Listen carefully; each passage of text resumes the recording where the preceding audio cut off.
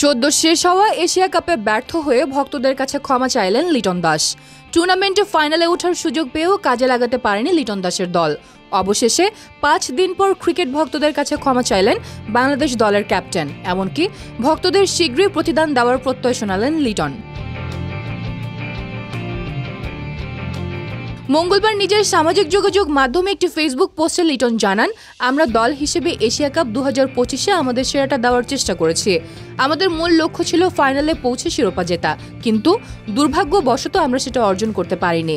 বাংলাদেশ দলের সব উৎসর্গীকৃত সমর্থকদের কাছে আমরা আন্তরিকভাবে দুঃখ প্রকাশ করছি। এমনকি ভক্তদের প্রতি ধন্যবাদ জানিয়ে তিনি আরও বলেন, খেলোয়াড় হিসেবে আমরা সত্যিই সৌভাগ্যবান, কারণ বিশ্বের সেরা সমর্থকরা আমাদের সঙ্গে আছেন। আশা করি খুব শীঘ্রই আপনাদের প্রকৃত পাওনা আমরা ফিরিয়ে দিতে পারব। এশিয়া কাপে চোটের কারণে শেষ 2 ম্যাচে মাঠে নামতে পারেননি বাংলাদেশ দলের ক্যাপ্টেন লিটন, যার কারণে দলকেও ভোগান্তিতে পড়তে হয়েছে।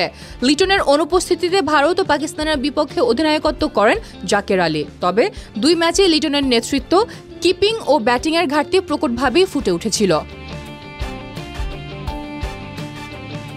দুবাইয়ে অনুষ্ঠিত হতে যাওয়া আফগানিস্তান সিরিজে থাকছেন না লিটন।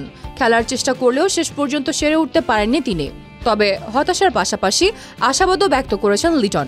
বাংলাদেশ দলের ক্রিকেট ভক্তদের হয়তো বড় কিছু উপহার দিতে চান এলকেডি।